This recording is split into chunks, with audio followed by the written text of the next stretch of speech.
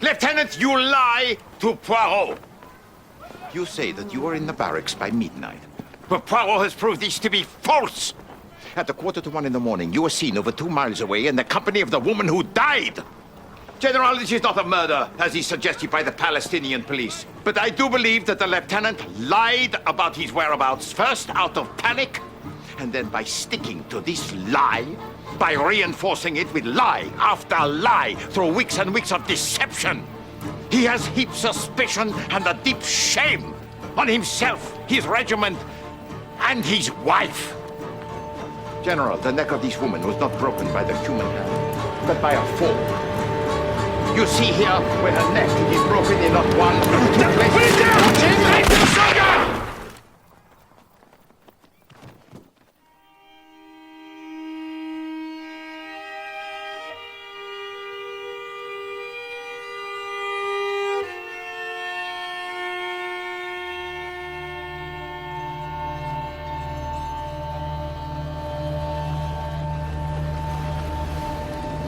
Before I take my leave of you in Istanbul, monsieur, my commanding officer has once more asked me to impress upon you his thanks for solving our regimental difficulty. If I may speak out of turn, sir, I think it unjust that one mistake cost Lieutenant Morris so dearly. He was a good man who was involved in an accident. Unjust?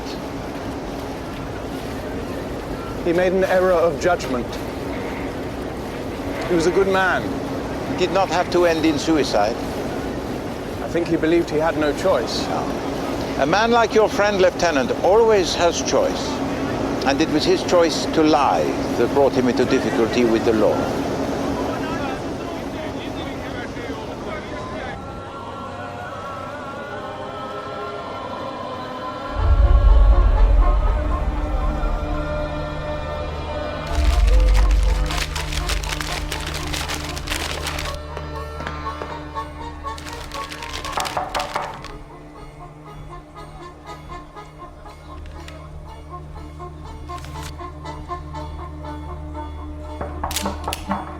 Ratchet, sir. The details have arrived for the Italian property, sir. Downstairs. Very good, sir.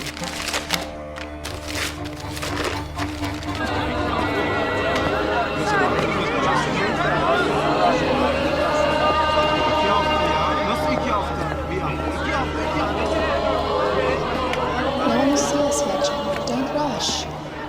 What time is the train again? Down here. What time is it, John? I mustn't miss it. It's 9 o'clock, don't worry. No, don't. When it's all over, then. John? What's happening? What's happening? Hey, leave this woman alone. What's happening here?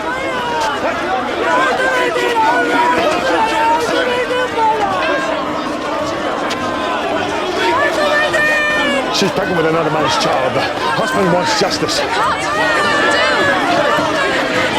Come on, No! Stop it!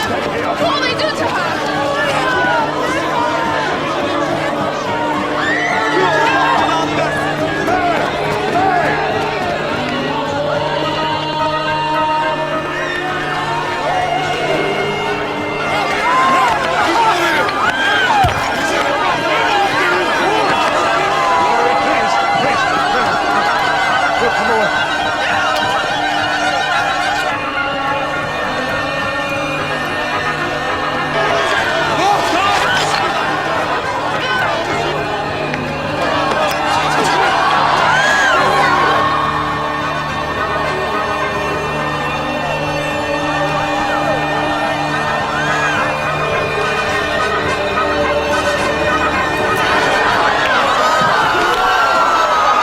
Welcome to the Totaklian, monsieur. Merci. And may I inquire if you have for me any messages?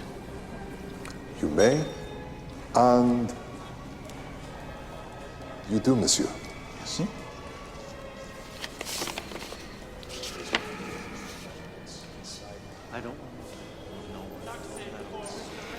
I am so sorry, but I will have to cancel my reservation. I am called back to London, but immediately. Of course. And if you would be so kind as to book for me a passage tonight on the Orient Express. Of course, sir. Merci. Leave that alone. Leave that alone. If I needed assistance, boy, I'd have asked for it.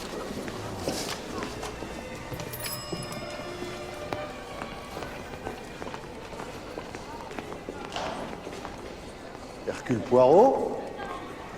Hercule Poirot, this is you. What are you doing in Istanbul? Monsieur, I traveled from Palestine to London. So, you will be traveling back on the Orient Express? Wait, tonight? So am I. I am the director of the line, you see.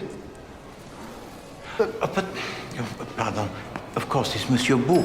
Please, forgive me, now I remember. Of course you do. I'm Monsieur, I am sorry, monsieur. This evening, the Calais coach on the Orient Express is fully booked. Is it? No, but I will travel tomorrow. No. There will be a berth for you, Poirot. We keep things back. There is always room. It is my business, and you will be fine. He's with me, he's with me. Good evening.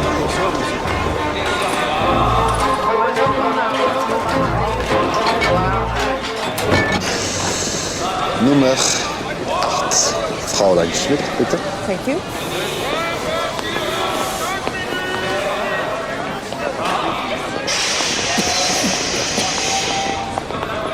And you are in number 14, Princesse Dragonov. Merci, Michel. Je vous en prie. Hey, Michel! Bonsoir, Monsieur Book. It's such a pleasure to see you again. Ladies, I hear you are full up tonight. Yeah, it's incredible. The train is fully booked. The whole world elects to travel tonight. Well, this gentleman here is a personal friend, and he can have the number 16. But the first class is fully booked. Even what is held back. You're number 1, of course, but I'm afraid I Sorry. can help. Good evening. Thank you, ma'am. Number 11, Miss Debenham. Thank you. Please. I'm Xavier Beau, director of the line. C'est Hercule Poirot, tu sais. Le fameux Hercule Poirot. He is a famous man. The Hercule Poirot? Yes. And the company will not allow him to travel with the luggage.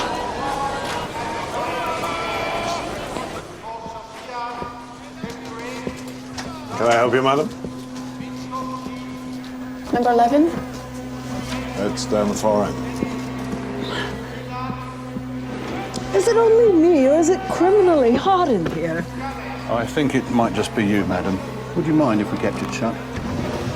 Has anyone seen who's trying to get on the train? At Belgrade tomorrow, there will be an extra coach from Athens, which is likely to be half empty. Is that not so, Michel? That is correct. So I can move compartment then. The only problem is with tonight. Is there no second class berth free? I will travel tomorrow. It is not a problem. Am I not too late, am I? No, madam. It's just my connection was delayed because of snow on the tourist express. The snow is getting hard from the east, monsieur. It's also new in berth 10.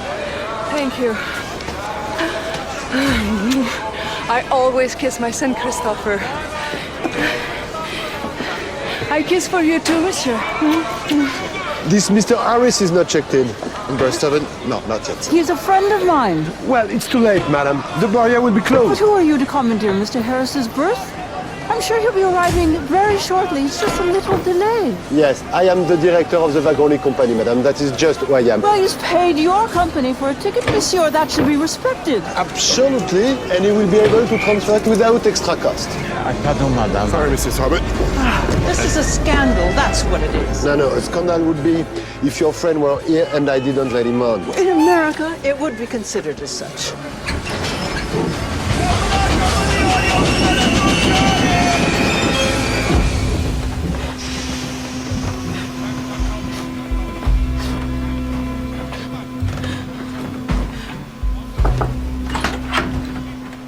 You're a settler, Mr. Ratchet.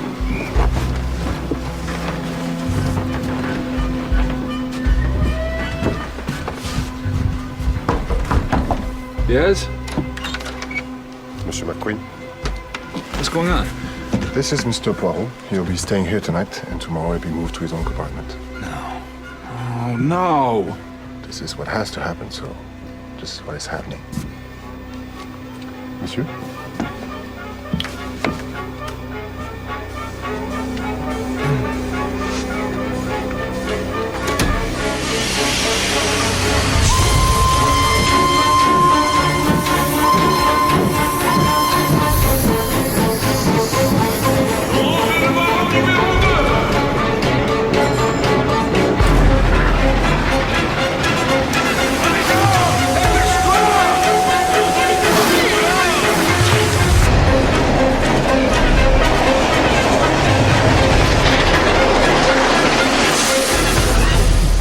Your suitcase is too big, isn't it?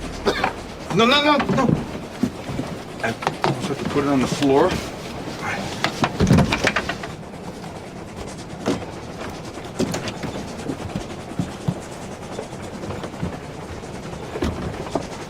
Monsieur McQueen, may Poirot rearrange some of your toiletries to make room for me? If you must. Merci.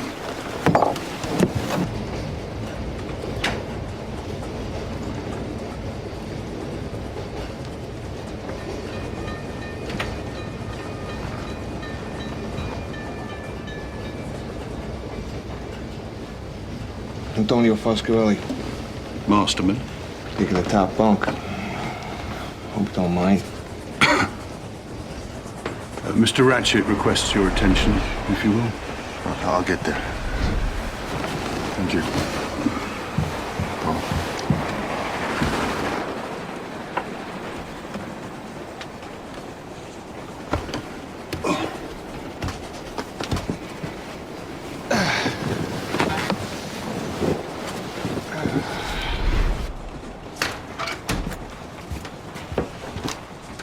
Pardon, monsieur. Oh, excusez-moi. I've been calling you now for 10 minutes. And I said I was coming, sir.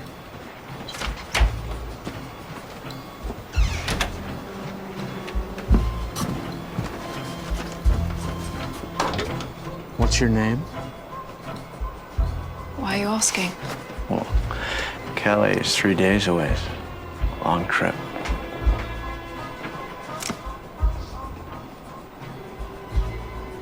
Is that all right? Does it work? My name's Ratchet. Mr. Ratchet.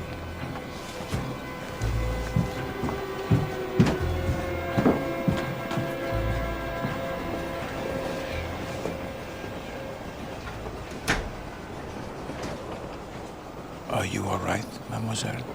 Yes. Yes, I'm fine, thank you. Hércule Poirot. Mary Debenham.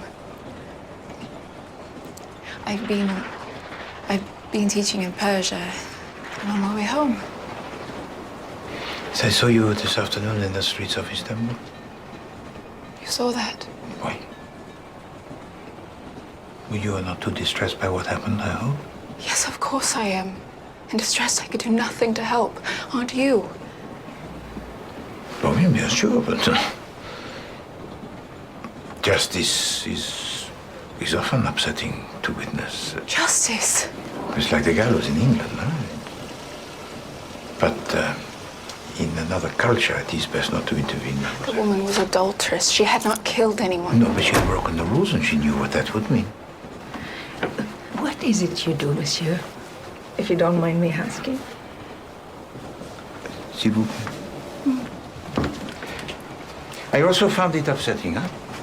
It is not pleasant.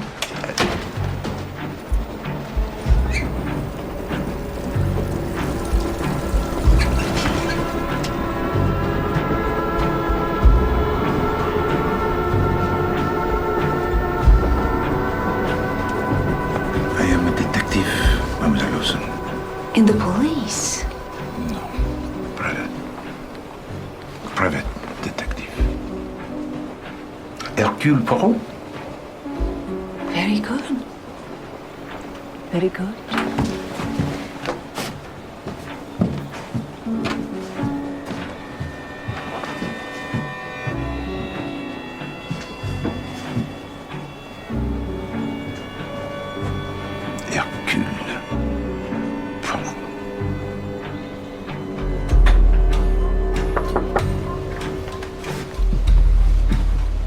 for you, sir. Shut the door.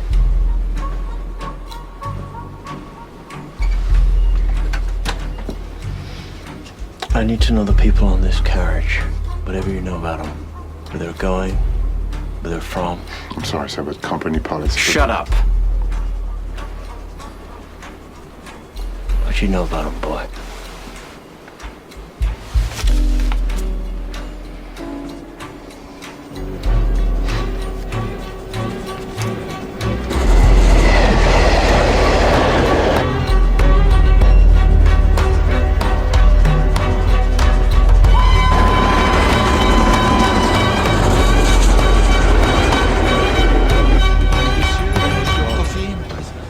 Yes, of course. Madame, your change. No. What's this? What's a drachma? Apart from a way of clearing your throat. My daughter, who... Poirot! No. Come here, my friend. Please. It's the director's table, you know. The country changes, you won't be able to spend any of it. Please. This is a Greek fellow called Constantine. And he's, what are you again? I'm a doctor, an obstetrician. That's right. I've been in Ankara, and now I go back to America. Hércule Poirot. Monsieur Poirot, how would you like your eggs?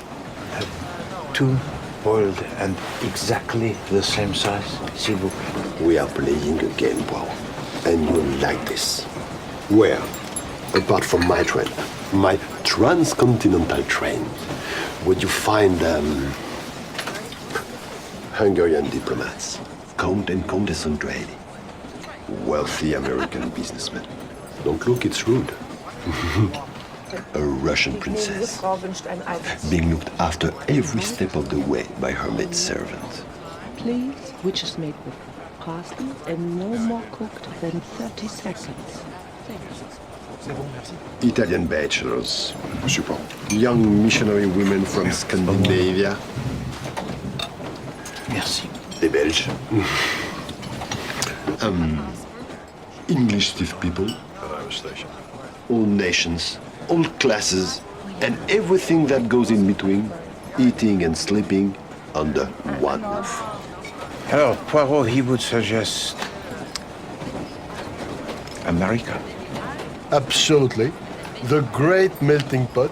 It took Constantine 4 guesses, and even then, I had to tell him the answer. That is not true, monsieur. Michel, champagne. And he lives there. Champagne for everyone, with compliments of the Wagonnet company. Ladies and gentlemen, please have a safe journey and to your good health.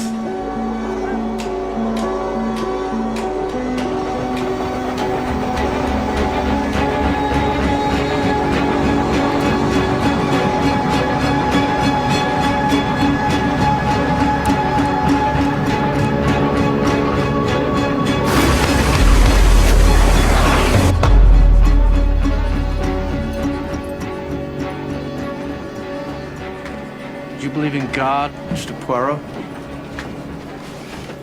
I never used to, but I do now. I think he's like an extra gun, an extra piece of protection. And I think we all need some extra protection sometimes, don't we? You're gonna take a job on for me.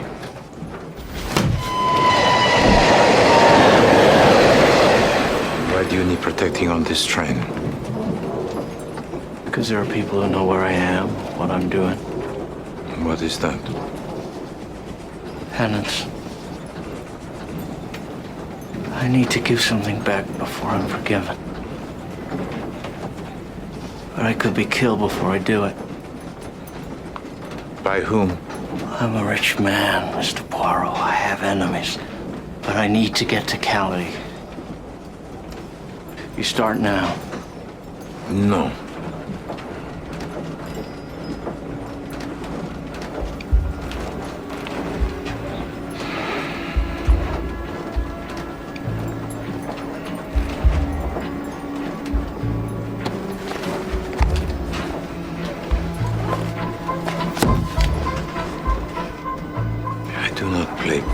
with you, monsieur.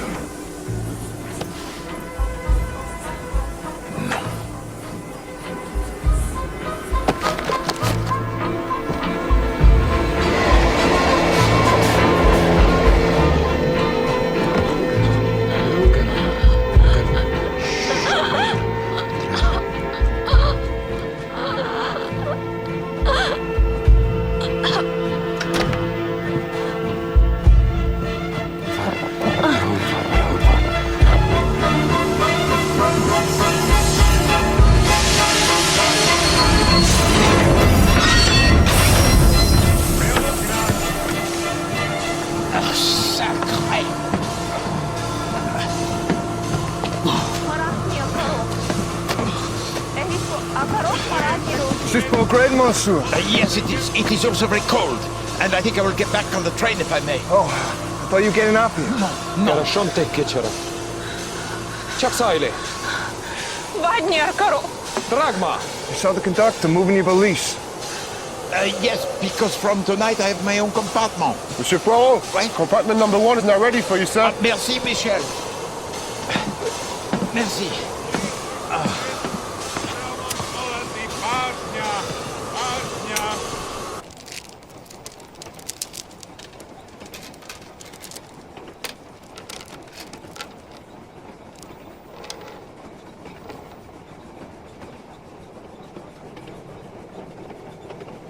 Did you leave this on my bed? Did you leave this on my bed? No, sir. What is it? What it is of no importance. Did you leave this compartment unlocked or unattended at any time today? No, sir. No, sir. Neither of you are going to take any responsibility for this. Neither of you were aware that anyone was trying to break into my compartment today. So what do I pay you? Get out. McQueen?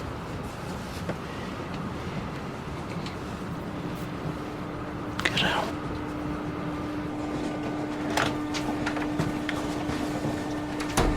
Was it another threatening note? Of course it was. Is there a problem? No.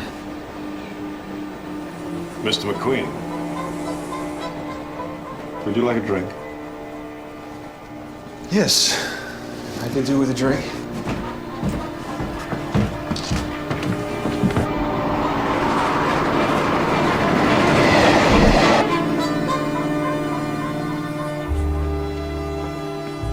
Seigneur, je te remercie de m'avoir créé et de m'avoir accueilli dans l'Église catholique.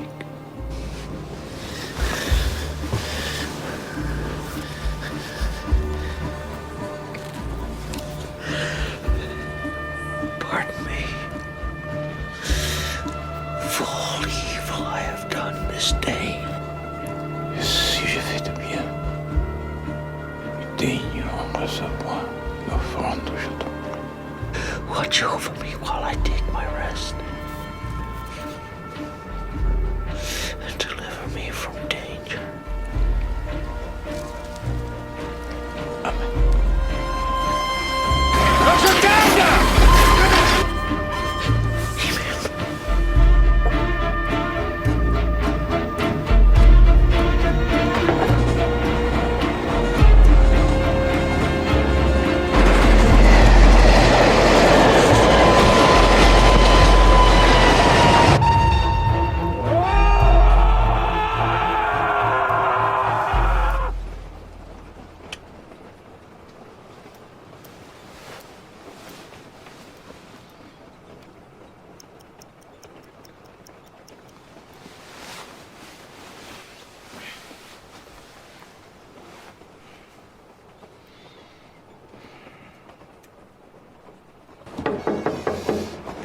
Mr. Ratchet?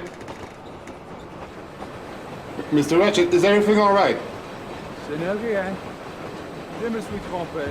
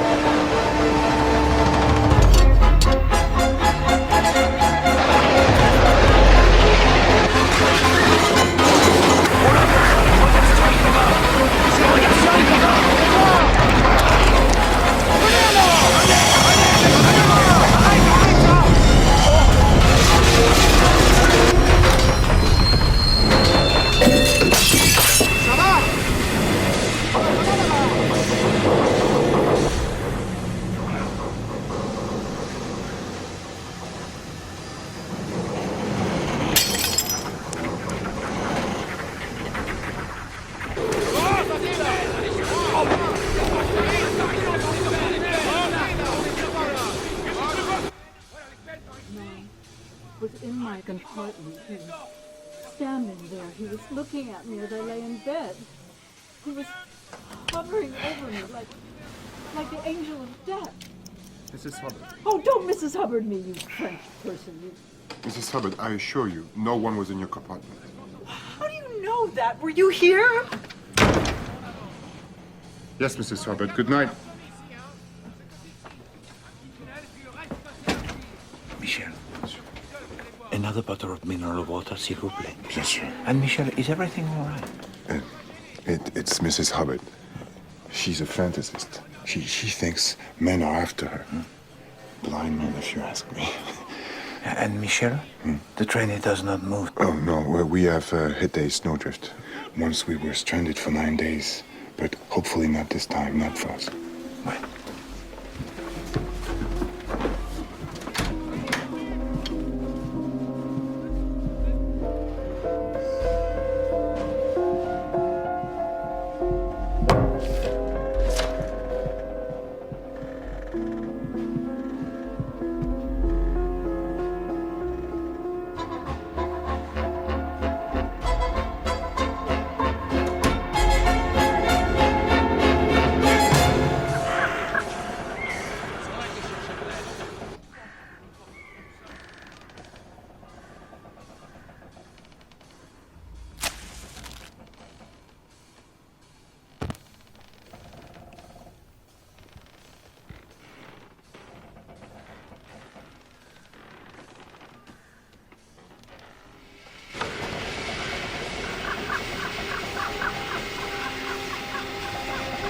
Do you know where we are?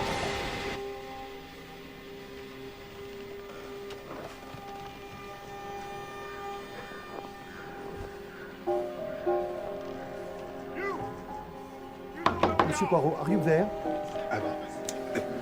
1 minute, if you please. Monsieur Poirot, please. 1 minute, if you please. You must come. Please, sir, I said 1 minute. You must come now. Please. I thought we would need a doctor as well, sir. I brought him his pick-me-up, sir, at the usual time, but when he failed to respond, I became concerned.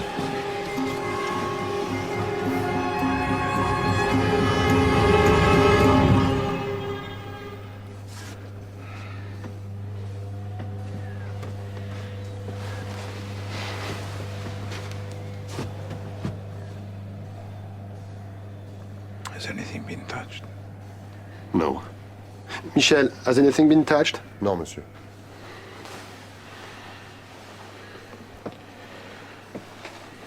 Doctor.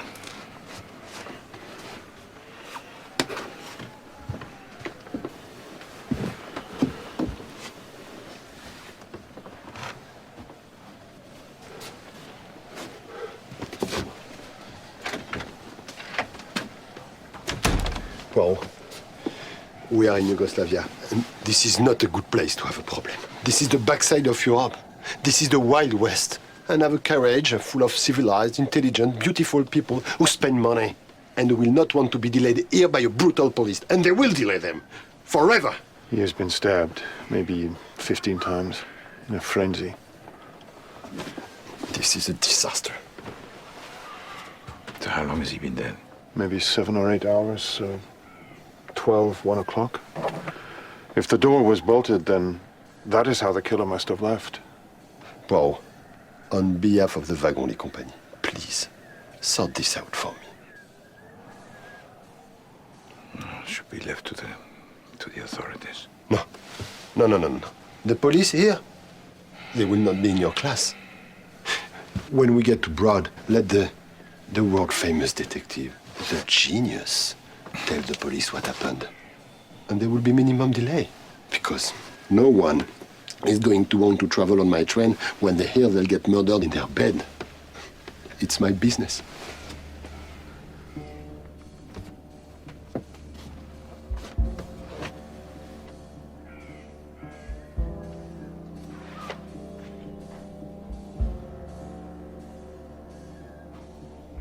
Where were the passengers present this morning? Merci.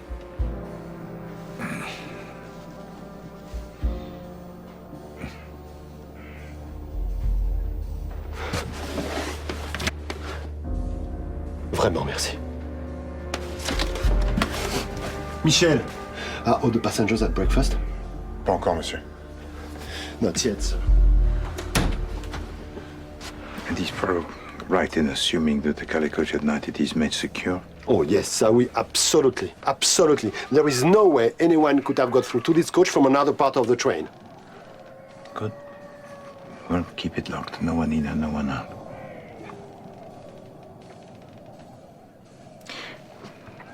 The time we will stop at the snowdrift was what? 2 o'clock.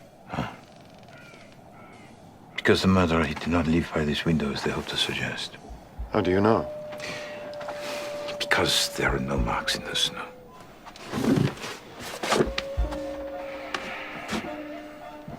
So the murderer must still be with us, gentlemen, on the train. Now.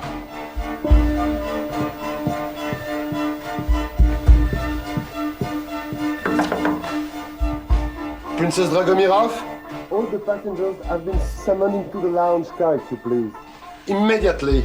Monsieur Book, I wish to make a complaint. I will be of assistance to you in the lounge car, but not here, madame. I don't want assistance. I want to kick someone up the ass. How long are we going to be stuck here?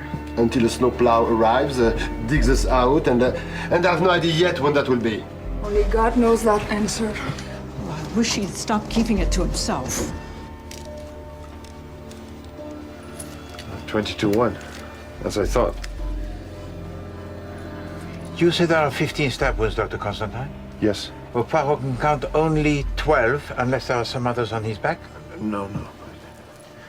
So, the murderer must have crept in, yes, and stabbed with all his might. You are not a police surgeon, are you? No. What are you? You are... An obstetrician. Bon. You see, some of these are just scratches delivered with little force, huh? But here and here, delivered with strength, these are the ones who killed him, Doctor. Princess Dragomirov, please!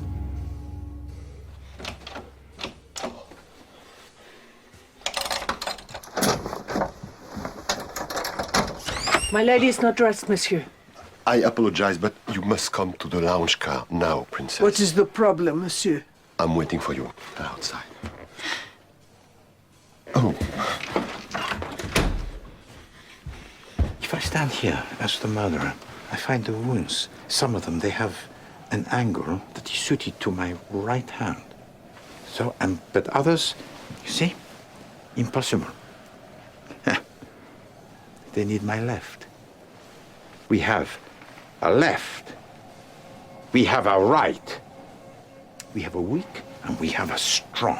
So is Ratchet trying to tell us that he was murdered by 2 people?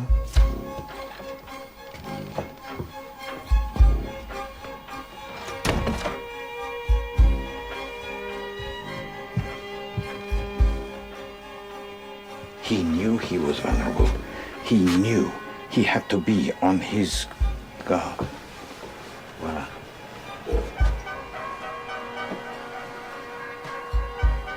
Please sit down. Well, ladies and gentlemen, I have to tell you that last night, one of your fellow passengers, Mr. Ratchet, was murdered. Murdered? Yes. The detective Hercule Poirot believes that the murderer is still on the train with us. So, please, we have sealed the caddy coach and we request you do not try to leave. Of course, Monsieur Poirot will be wanting to interview you all. How is he murdered? With a knife. And what is that?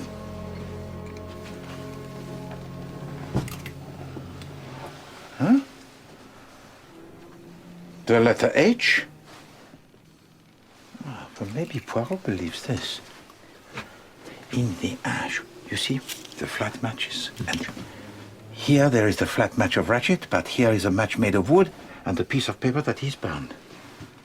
So perhaps Poirot, he is correct when he suggests that the match made of wood, it was struck by someone else, and the piece of paper was burned because it was in some way incriminating.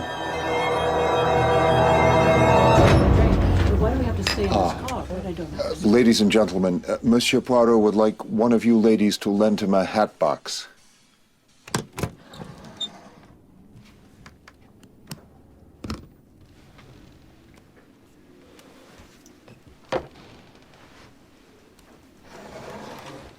Merci.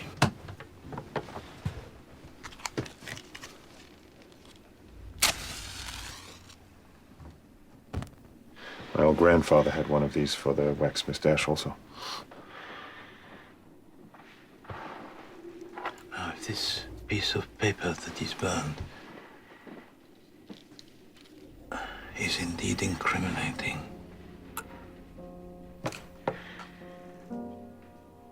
And I'm going to try to resurrect what was written on it.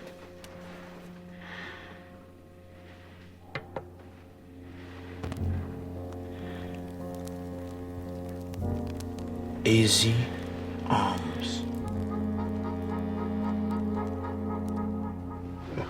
What does it mean? AC? Easy? Easy arms. Merci. I think it's nonsense, isn't it, Poirot? It doesn't mean anything. I do not know yet. Poirot. But we changed, and this one is especially. Here are the passengers' passports to request, monsieur. Merci, Michel.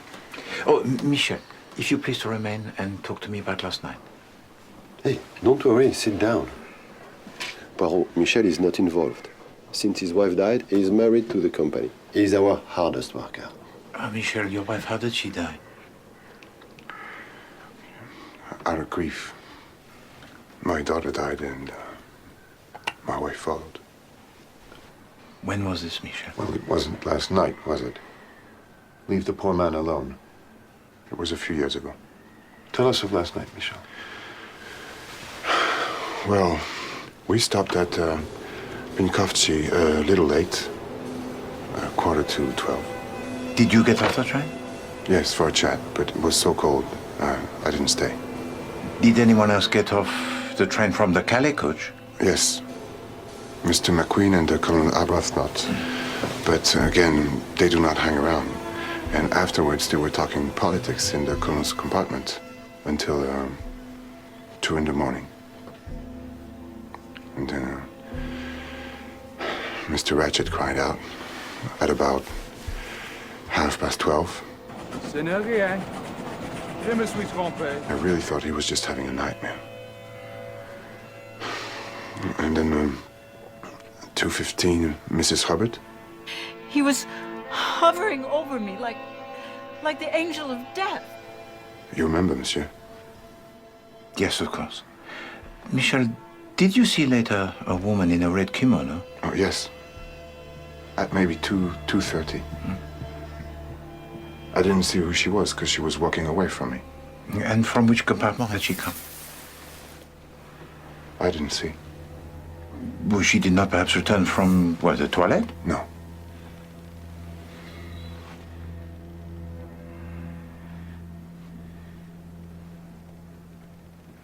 Merci.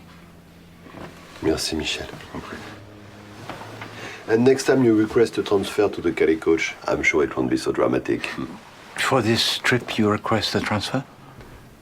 A former colleague of mine lives in Calais. I was to visit him. Yes, Michel normally does the Paris coach. Bien. Monsieur. Did you like your employer? Oh, I do not find it necessary to like an employer. Oh, but I do. Did you know that he offered to me a job? And I did not like him. Was he, in your opinion, a gentleman? Nothing of the kind. But he had money. Put a sewer rat in a suit, and he's still a sewer rat. He's just in a suit. Hey, last night you shared your compartment with Signor Foscarelli. And, did you stay there all night? I read until 4 in the morning. Because it was a good book, huh? Because of toothache. So, you know for a fact that Signor Foscarelli, he did not leave the compartment either last night? No, he snored.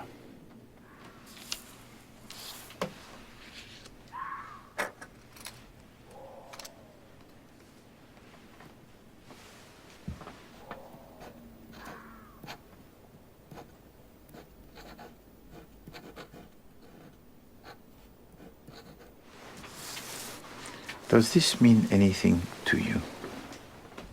Is it an arms firm? Was he an arms dealer? Or? Oh, I don't know the name of that firm. I met Mr. Ratchet when I was on my uppers in Iraq. We call it now, don't we? He needed a personal assistant who was good with languages, which I am, and he paid well. And he could not speak the languages? Not a word. A little pidgin Italian, which even Italian pigeons would have found hard to understand. And where in America was his home? He never spoke of it. He was thinking of buying in Napoli, but well, I don't know whether he'd have been allowed to go there. Allowed? I don't delude myself by thinking Mr. Ratchet was not on the run from something dark in America, that he wasn't trying to buy his way back into society. He didn't know that I kept these, or that I knew we were going to Calais to pay that money back. To whom? Underworld, Mafia. But they've set him up, haven't they? Smoked him out onto the train with the money and settled his debts in the night. How much was in the suitcase? Over $200,000. I stayed in his employment because I needed money to get home. The name Ratchet, it is an alias. If you please to follow me. $200,000 a penance, he told to me. Something dark in America, from where he is ostracized, huh? $200,000 blood money, for which he had to atone.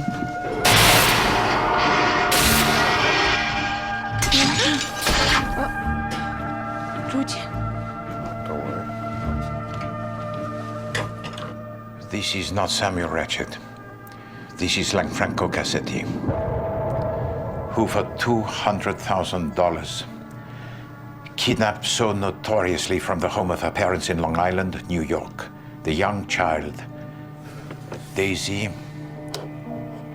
Armstrong.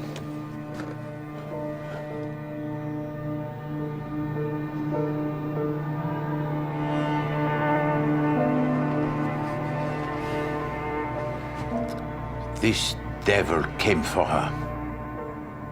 Someone in the house tried to stop him, but they were hurt very badly.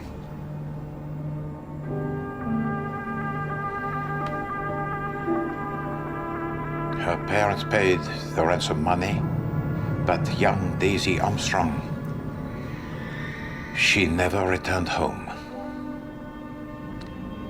She had died lonely, scared, at the hands of Cassetti. Less than 1 hour after he took her. And after this discovery so terrible, Sonia Armstrong went into premature labor with the second baby she was carrying, and where this baby did not live. And neither did she. Colonel Armstrong, his heart now broken beyond repair, could not bring himself to face another morning. So 4 deaths at the hands of Cassetti. Mais non, pardon, 5. Because the housemaid, who was French, I think, and whom the police were convinced had knowledge of this crime, but was innocent, had also taken her own life in the police cell. Cassetti was arrested. But his mafia family in Chicago had the prosecutors and judges in their pockets, and evidence it was misplaced. And Cassetti, he walked away free. Excuse me, but isn't anyone going to interview me about the events of last night? I happen to have seen the murder. Quoi? Ladies and gentlemen, please. Oh, first, I really want to apologize for the lights, but we are seeing to it now. In the meantime, a scarlet negligee is key to solving the murder. Negligee? So I will need all your suitcase keys, please. Poirot has just identified Samuel Ratchet as Lanfranco Cassetti. Yes. Yes, that's right. The notorious murder. And I don't know what to do. What do you mean, Mr. McQueen? My father was the DA in the Cassetti case. He was the prosecutor. There's a link now between my name, McQueen, and the murder. It's only a matter of time before Poirot remembers this from the papers. He has an encyclopedic knowledge of Cassetti's crime. So, you knew Cassetti? But you didn't recognize him when you worked for him, did you? And the detective is going to believe that? It is the truth. Is that not right, Monsieur Bouc? Oh, yes. Yes, absolutely right.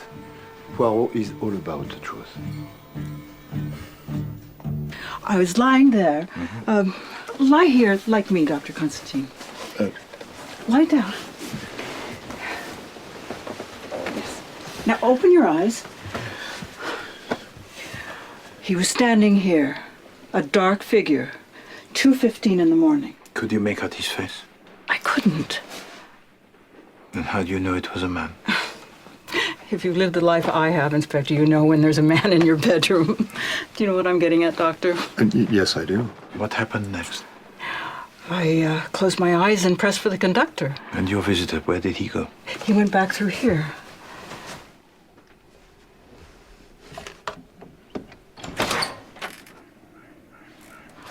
Madame, why is it that you had not bolted the door between your compartments? I had.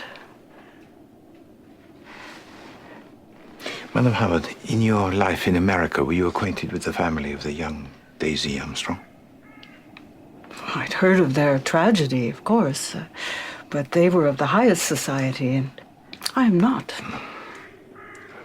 This man is the man who murdered Daisy Armstrong. Wow.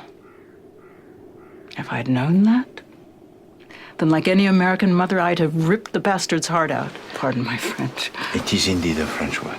What's this? It's a button.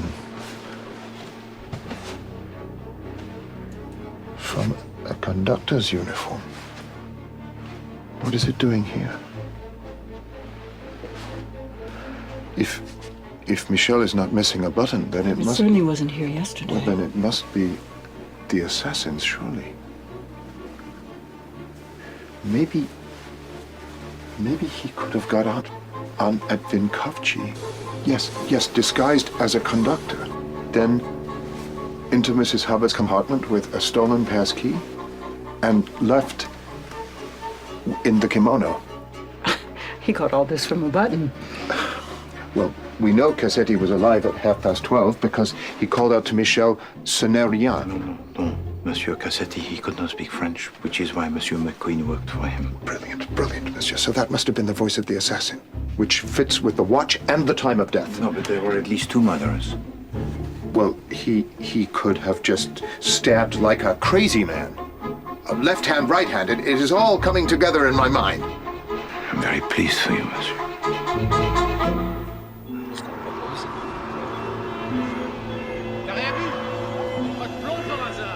This is the mafia for sure. The knife, it is the Italian way.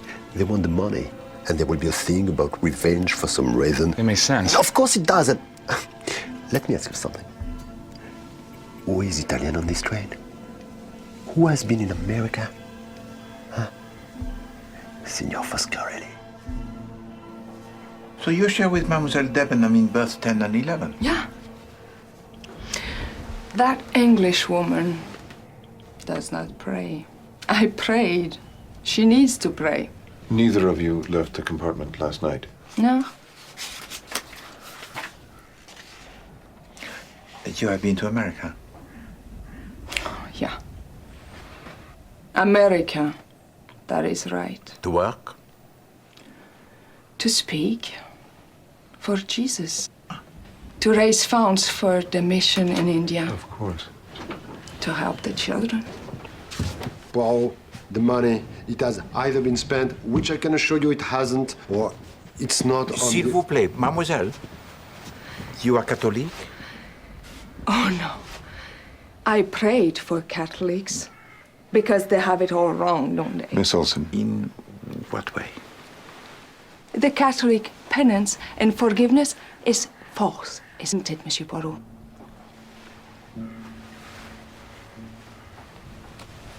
Because there are certain things that God will never forgive?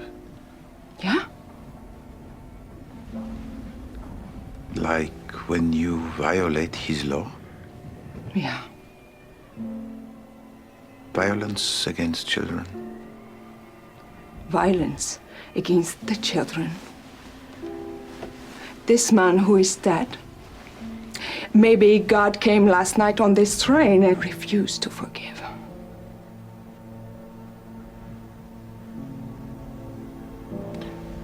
You have been religious a long time.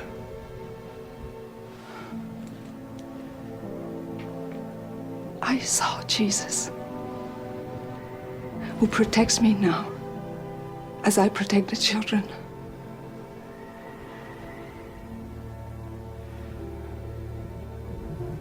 Five years ago. 5 years I have been with him.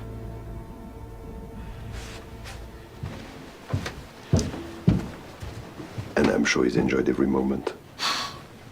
Well, Poirot, no money, no satin negligee. Kimono. Unless the Princess Dragomirov wears negligee, which I think unlikely. Don't you, Doctor? I do. Kimono. Have you seen the outfit she's wearing today? It's enormous. She waddles down the corridor like the battleship Bismarck. Well, however, I know who did the murder. This Cassetti trial, it must have brought the press, the FBI, down heavily on the mafia, hurt their interest, which they hate. So they put one of them on the train, give him a knife, and get payback. Signor Foscari. Well, how unfortunate then that the English valet has the toothache and knows that Signor Foscarelli did not leave his compartment all night. On the night of the murder, monsieur, my maid read to me until 11 o'clock. And you slept through till the morning? No. At 20 to 1, I rang for the conductor to call Fräulein Schmidt, as I had not settled. And I requested a massage. Ah, oui. I left her asleep at 2:30. I gave my lady a massage and read more Goethe. You did not hear anything untoward in the carriage? That is correct. Princess Dragomirov, were you acquainted with the family of Daisy Armstrong?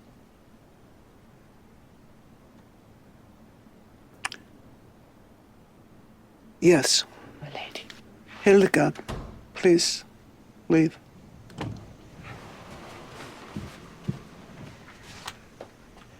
I stayed many times at the Armstrong house on Long Island, as I was privileged to be the godmother of Daisy's mother, Sonia. Sonia was the daughter of the great tragic actress Linda Arden, of whom I had been an admirer for many decades. If my memory is correct. Wait, Linda Arden, it was a stage name? Well, taken from the Shakespeare. So what was her actual name? The name was Waterston. Yes, I am remembering now. Well, Linda Arden, she had two daughters, Sonia Armstrong, and also a younger daughter? You are correct. Do you know what happened to this younger daughter? She married someone somewhere. I do not know what happened to her. You know it is Lanfranco Cassetti who has been murdered. Monsieur, if I had recognized that man, do you know what I should have liked to have done? I should have liked to have called my servants, flog this man to death, and throw him on the rubbish heap. That is what was done with such a man when I was young, monsieur. Make no mistake. I would have stabbed him as he slept and been proud to confess.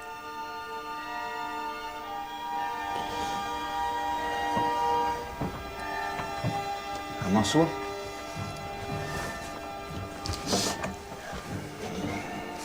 Poirot, you think she did it? No, that woman was frail. She would not have the strength to stab so. I hear talk of the mafia being responsible. Yes, that's true. I was talking to the gentleman. Monsieur, not all Italian Americans are mafia. Most of us spit them. Now, I'm in the motor trade. I'm a good salesman, but it's hard to be trusted when you're Italian. Men like Cassetti, they make people hate us. Sorry, if these gangsters are involved, do not mess with them. Understand me?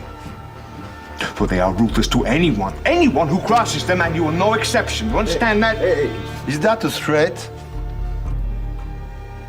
It is advice, Monsieur.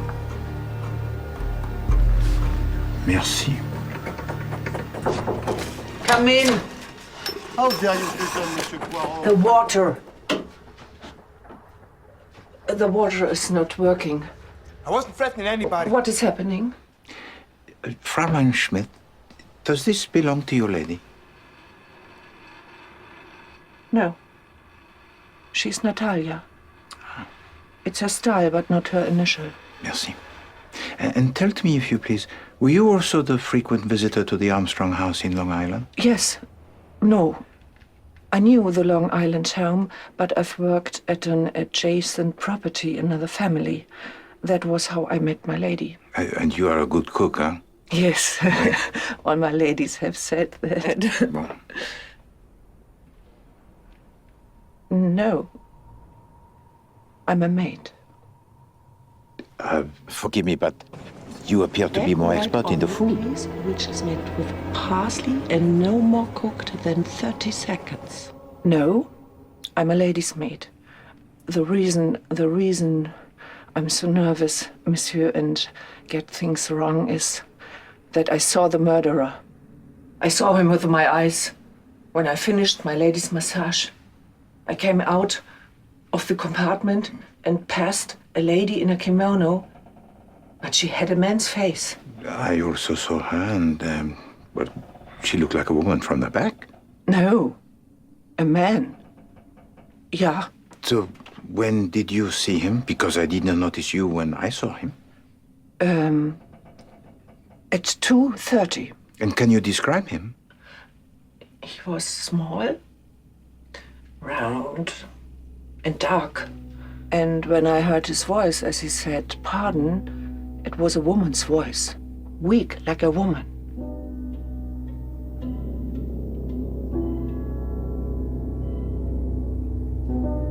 Merci.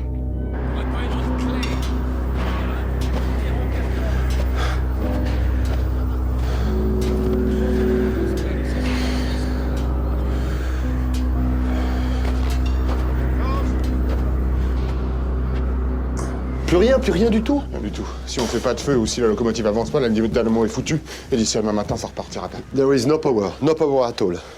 And it will be minus 9 degrees tonight. And they cannot get here with the plow until the morning. What are you doing? How will you cook food? Hey, how will we stay warm? All his buttons are here and sewn with old thread, so this button must have come from a second uniform, Poirot. Well, so, who do you want me to call now? Miss Debenham? No. Not Mademoiselle Debenham. Not yet. Last night, Count Androni, I saw you and your wife trying to disembark at Belgrade. My wife can be claustrophobic. It is difficult for her on the train. Est-ce que vous avez subi une crise pendant la nuit, Comtesse? No. Last night she took a draught of Trianel. My word of honor. I did not question your honor.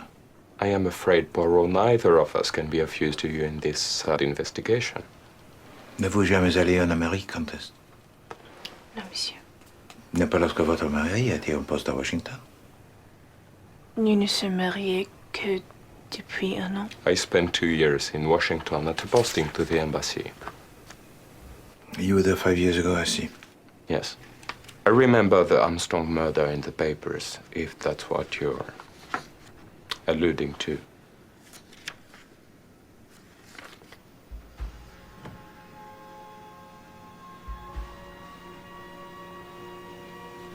So the spot of grease is a result of an official who was careless, huh?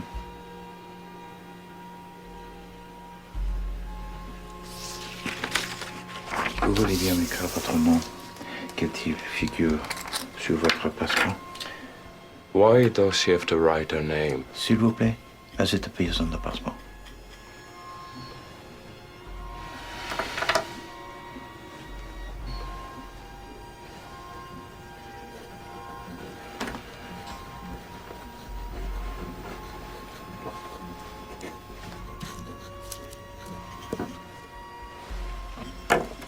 Merci.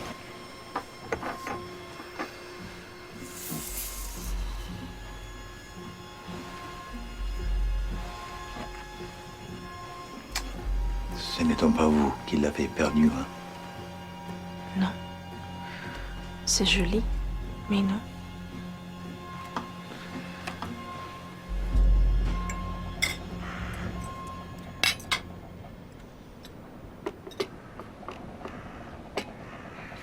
Doctor, what is the latest? The German maid said she saw the murderer. Gave Bوارو a description.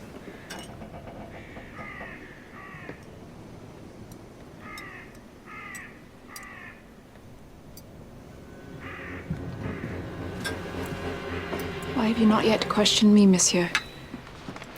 Mademoiselle Debenham, why do you and Colonel Abbas not pretend not to know each other when it was quite clear in Istanbul that you were intimate? No, don't. When it's all over, then. When what was all over, huh? What? I'm not at liberty to say. Oh, liberty. Mademoiselle, you will give me a good answer. When the Yugoslav police arrive, you will not be at liberty. Now, give me an answer. Steady on, Poirot. I am not at liberty to tell you. Mademoiselle, do not cross me. A murder has been committed, and I have seen you behaving suspiciously both before and after the crime took place. You leave her alone. John. Sir. Teddy, sit down. Colonel Arbuthnot, maybe you can explain what was meant by her words. I met Miss Debenham in Baghdad. She was the governess in a house of an AOC, a friend of mine. And you fell in love? Yes. What is it with these men who go around falling in love with the staff? Will you shut up? Why the secrecy? I am currently suing my unfaithful wife of 20 years for divorce. In English law, if she sees me with another woman, then she can sue me. I can't believe I'm telling you people this. If that happens, I will lose my house, my reputation, my commission. When it's all over, Miss Debenham said, when the divorce is all over, when that is behind us.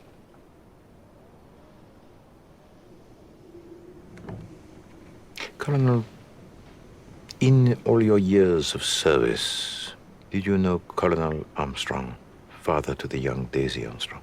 By reputation, yes. He was a fine man. Military Cross. Passchendaele. You listen, Poirot. By all accounts, this man deserved to die last night. But I would have been happier if he'd been convicted by a jury. I see. 12 good men and true? The civilized way.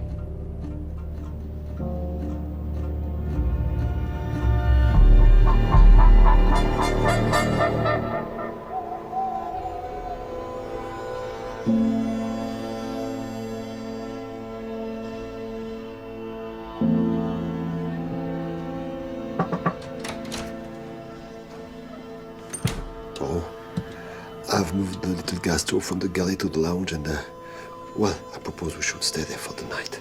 Bon. Gather them all there. Monsieur Bouc, I have been thinking of the theory of Dr. Constantine, of the assassin who got on disguised as a conductor. Yes, I think of it, yes. And the uniform of his conductor must have been discarded somewhere. And Poirot, yes. He thinks he knows where. It must be amongst the possessions of the one person it could not possibly be. The witness who says she saw the assassin. Fraulein Schmidt. Do you have the button he lost? Oh, yes. please. Mom, please to keep watch.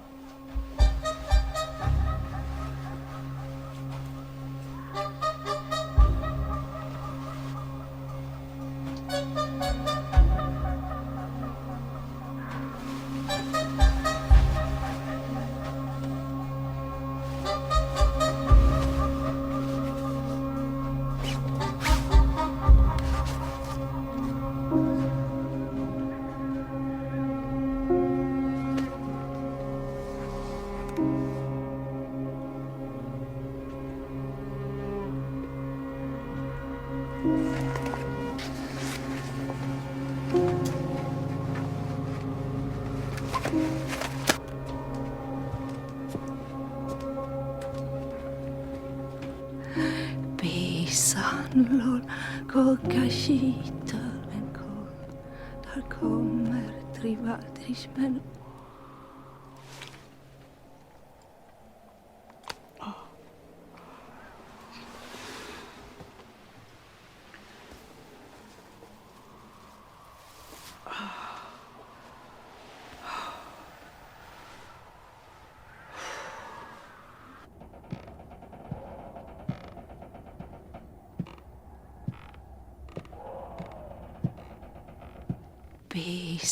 Lol, kokashita en kol, där kommer trivadrismen.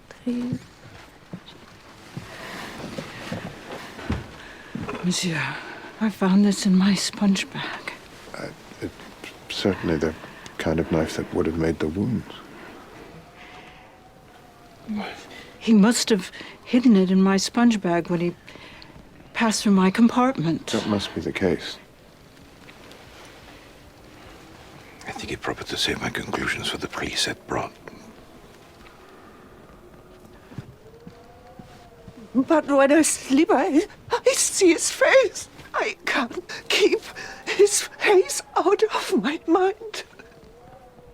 Mary, please. It's all right. She sees the face of the man she saw last night. The murderer. Full of anger. Like he wants to kill you. His face. Was he still wearing his red kimono? Oh, this murder, it would have been perfect, huh? If it had not been for the snowdrift. Is that not so, Frau Schmidt?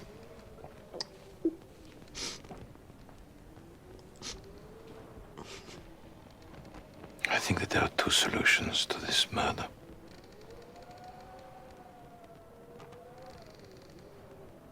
In the first, the mafia assassin gets on the train of Vinkovci, offered Broad with the money, Cassidy killed.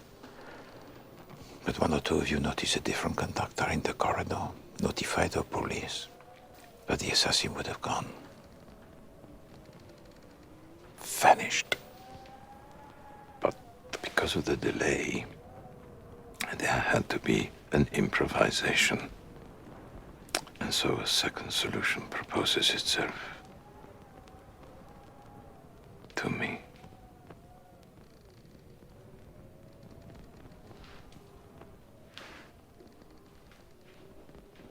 Elena Wasserstein. With a careless smudge on Elena. Oui. C'est bien mon nom. Enough, huh?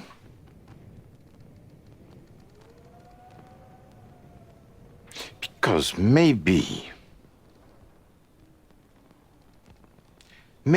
Poirot should not be looking at your first name,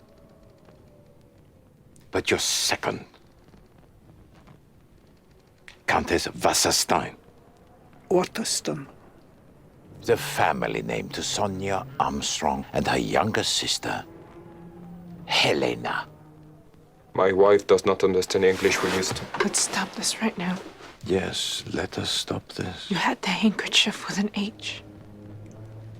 That would have pointed to me, and you would have found my connection to Daisy. Your niece. My sweet niece. This girl hasn't done anything wrong. You know nothing, monsieur. You don't touch her. Shall I tell you what I know? Huh? Mademoiselle Debenham, shall I? I know, because Fräulein Schmidt told me, but the Christian name of Princess Dragomirov is... She's Natalia. And this is not so, Princess, that in the Russian alphabet the capital letter N is written like the Western letter H. So I know that there is more than just one connection with Daisy Armstrong on this train. The godmother, the aunt. And the son to the prosecutor, who Poirot remembers from the papers, ended his career in shame because he rigged the trial. Cassetti's connections threatened to kill me. His son. If he didn't do what they asked, well, what was he supposed to do? He was supposed to have ensured that justice was done in an open court, monsieur. This girl did not murder that man. Not in a frenzy, no. This was a cold crime, was it not, Mademoiselle Debenham? One long in the planning. But it was you, Monsieur Bouc, who first suggested to Poirot that only in America could such a society as this all be found together. But maybe also in the house of a rich man in Long Island. Because...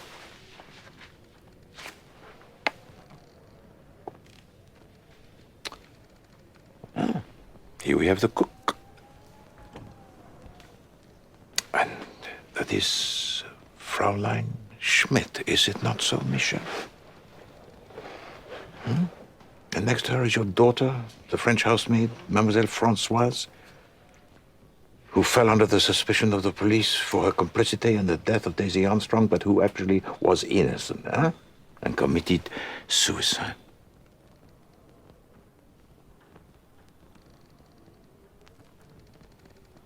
Signor Foscarelli, what were you? The chauffeur? The chauffeur. And also the lover to Mademoiselle Françoise. All she did was talk to a stranger in a shop. She let slip some details about the house. What time the nursemaid took off. She didn't know she was talking to a man like Cassetti. Yes, and all this in 1933, 5 years ago. How long have you been with Jesus, Mademoiselle Olsen? 5 years I have been with him. So Poirot, he suspects that you were that nursemaid. Some crimes God does not forgive. And you, Mademoiselle Debenham, the professional governess, with paralysis down one side of your body, how, I wonder, could you possibly have sustained such an injury?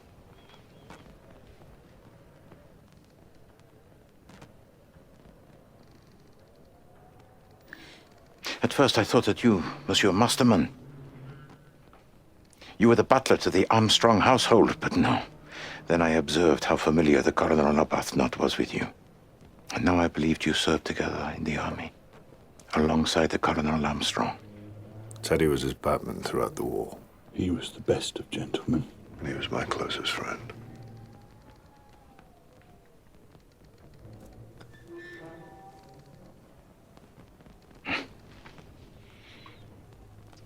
And then Linda Arden, so famous. But there was a danger of you being recognized if you were to board the train as yourself. Huh? God, you even fooled Poirot.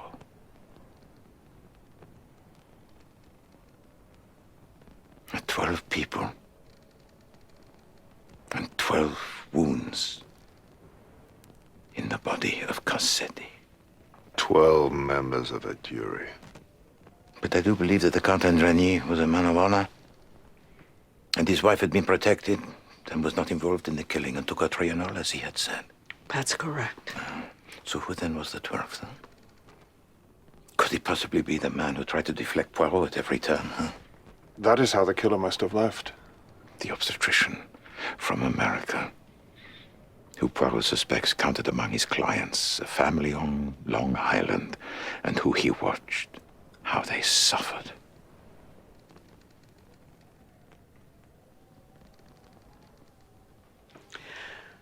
We have Miss Debenham to thank for our plan. It was her fortitude that brought us all together and channeled our determination. The plan had great beauty.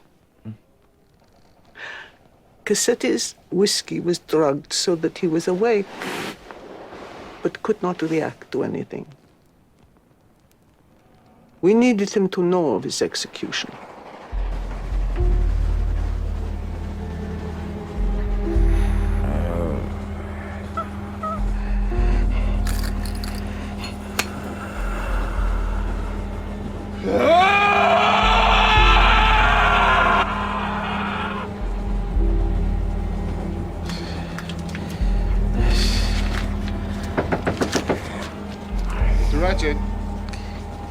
Mr. Ratchet, is everything all right? Ce n'est rien. Je me suis trompé.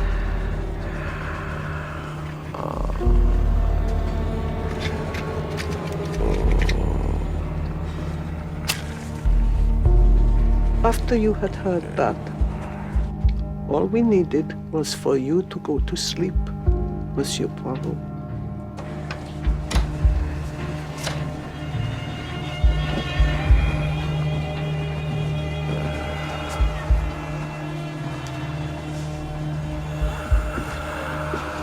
I could tell you who we are, but all you need to know is that the people that you killed are all in heaven, Mr. Cassetti, while you are going to hell.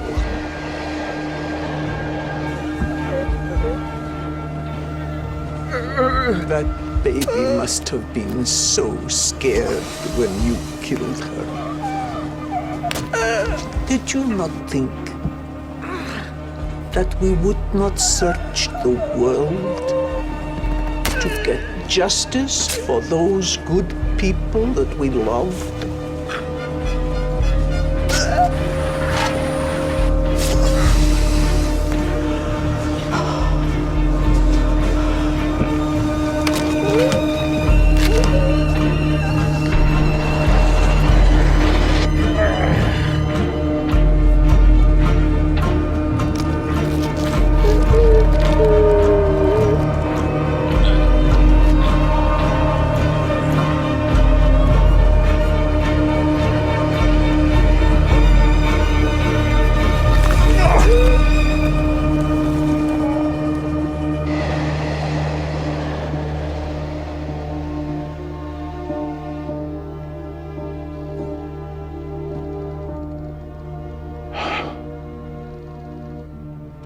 Business of this trip. The berth bought for Mr. Harris. So no outsider bought it. The red kimono. The watch. All of it a farce. Was it not, Linda Arden, to make the mockery of Poirot? You were our first piece of bad luck. And then the snow, which meant we couldn't get to Broad. But how will the assassin leave the carriage? Just through the window. Yes. Yes, he could have tried to go through my room, and I've woken up and he's had to come back in here. You people! With your kangaroo jury, your kangaroo justice. You have no right to take the law into your own hands! Monsieur Poirot, she was 5 years old! We were good, civilized people, and then evil got over the wall, and we looked to the law for justice. And the law let us down. No, you behave like this and we become just savages in the street. Juries and executioners, that they elect themselves. No, it is medieval. The rule of law, it must be held high. And if it falls, you pick it up and hold it even higher. For all society, all civilized people will have nothing to shelter them if it is destroyed. There's a higher justice than the rule of law, monsieur. Then you let God administer it, not you! And when he doesn't, when he creates a hell on earth for those wronged, when priests who are supposed to act in his name forgive what must never be forgiven. Jesus said, let those without sin throw the first stone. Oui. Well, we were without sin, monsieur. I was without sin. When we get to Broad, if we ever get to Broad, let these good people go, monsieur. Hand me over to the police. My world is gone. Let these people live. The worst kind of murderer, Poirot. Monsieur. The devil incarnate.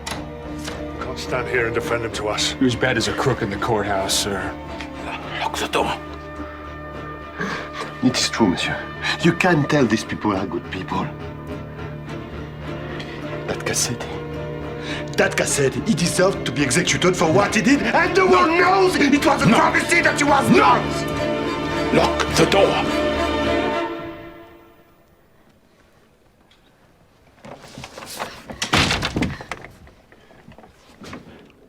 We can present the conductor's uniform to the police in Prague and let these people go free. No! What are you doing? I can't be seen here. I won't be seen here. Colonel. We have assigned one murder to the assassin. We can assign two more. We are not murderers, Colonel. Open the door. Killing Cassetti was God's locker now. Open the door. Kill them, John. You're no better than Cassetti. Get out of my way! No! No. If we kill them, we will have become like gangsters. Just protecting ourselves. God knows how hard it will be to carry Cassetti's murder through our lives. But how unconscionable will it be to carry murders that are wrong? I'm proud of you, John. I'm proud of you for getting justice for your friend, and I love you. I love you. But we don't do what is wrong, my darling. We don't do what is wrong.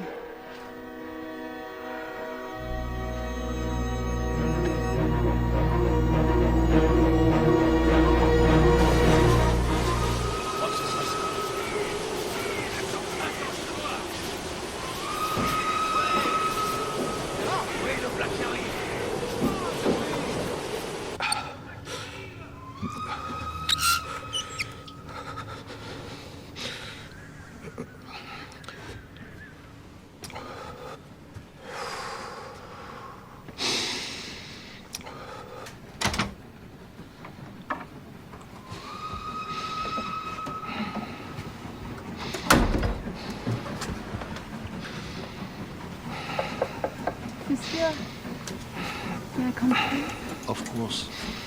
I have some tea.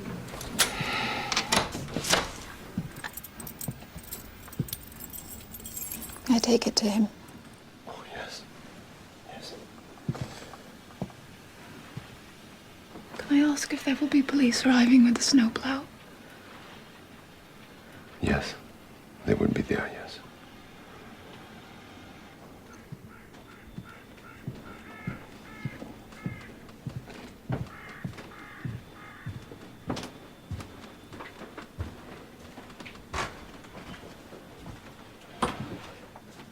Princess Dragomirov is making everyone tea on the stove.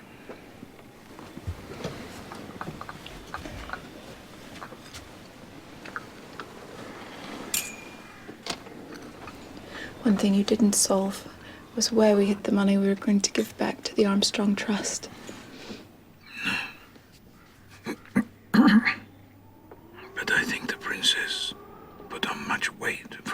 late to the night.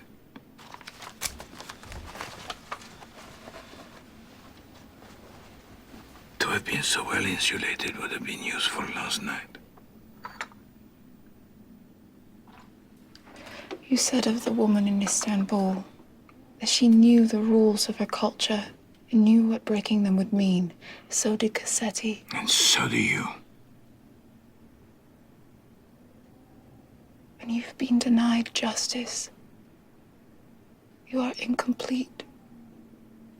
It feels that God has abandoned you in a stark place.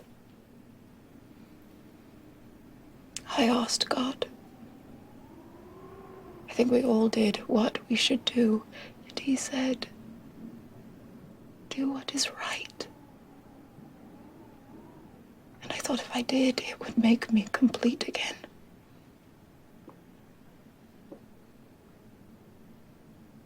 And are you?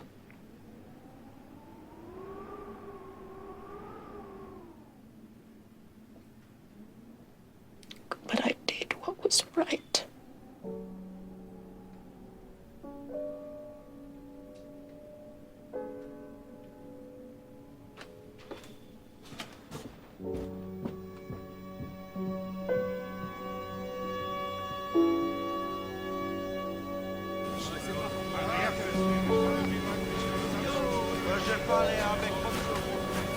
Oui, si vous voulez bien me suivre, allez par ici, s'il vous plaît.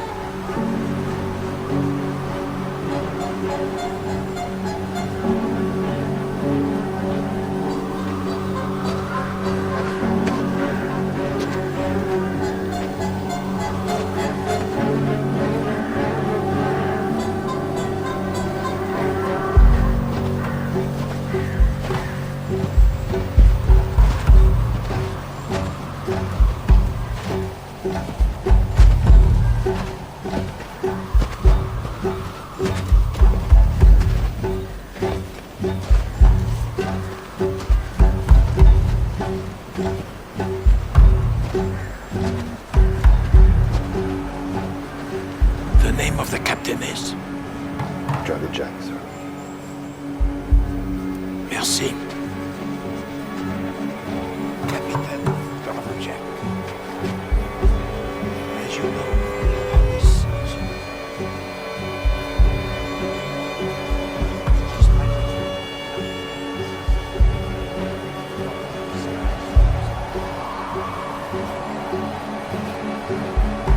I have here the uniform, Capitaine.